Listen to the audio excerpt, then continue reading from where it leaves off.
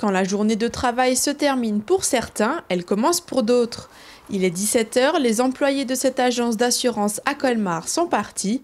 Julien Martel peut commencer son intervention de désinfection. Il faut désinfecter des lieux quand on a soit donc, des cas de Covid-19 qui ont été avérés dans une entreprise, ou malheureusement sur des après-décès à domicile dus au Covid-19, ça c'est important.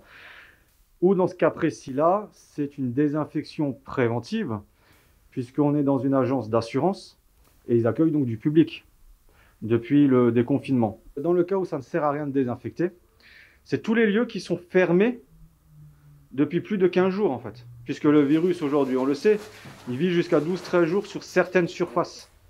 Donc au-delà de 13 jours, le virus est devenu inactif. Première étape de la désinfection, le cubage. Cela permet de traiter le volume de chaque pièce. Puis vient l'installation de machines spécifiques qui vont diffuser du désinfectant sous forme de micro-gouttelettes. Ce protocole n'a pas été élaboré au hasard, il respecte des règles bien spécifiques qui permettent d'en assurer son efficacité. La désinfection à la microfibre sur, admettons, des téléphones, c'est quelque chose qui n'est pas du tout possible. Pourquoi? Parce que vous avez un micro dans le téléphone. Donc quand vous parlez dans ce téléphone, la problématique c'est que vous postillonnez, on postillonne tous. Donc ces postillons atterrissent dans les micros des téléphones.